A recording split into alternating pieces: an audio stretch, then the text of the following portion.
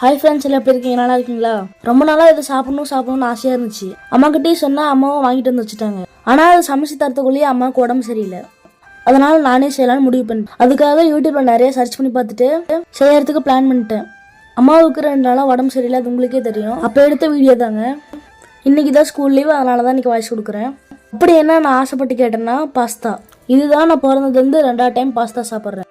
அதுவும் நானே சமைச்சு. பாத்திரத்தில் தேவையான அளவுக்கு தண்ணி ஊற்றி 1 ஸ்பூன் அளவுக்கு எண்ணெய், தேவையான அளவுக்கு உப்பு இதெல்லாம் சேர்த்துட்டு தண்ணியை நல்லா கொதிக்க விட்டுருணும். அதுக்கப்புறம் இதில் பாஸ்தா போட்டு 3 நிமிஷம் போல வேக வச்சிடணும். வெந்த பாஸ்தாவை ஒரு பாத்திரத்தில் வடிகட்டி வச்சிடணும்.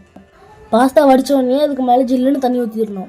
அப்போதான் பாஸ்தா ஒன்னோடு ஒன்று ஒட்டாது. இதெல்லாம் செய்யறதுக்கு முன்னாடியே வேணுங்கிற பொருளை அம்மா எடுத்து வச்சுக்க சொன்னாங்க.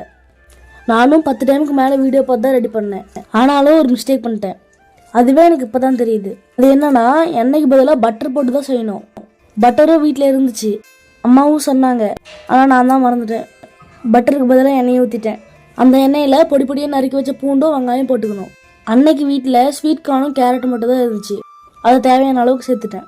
உப்பு சேர்த்துட்டு நல்லா வதங்கினதுக்கு அப்புறம் மிளகாத்தூள், அப்புறம் டொமேட்டோ சாஸும் கொஞ்சமாக சோயா சாஸ் இதெல்லாம் அதில் சேர்த்து நல்லா 2 கிண்டி விட்டுறணும்.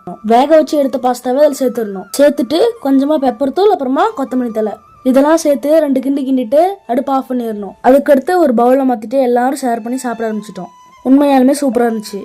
இந்த ரெசிபி உங்களுக்கு பிடிச்சிருந்தா நம்ம சேனலை சப்ஸ்கிரைப் பண்ணி லைக் பண்ணுங்கள்.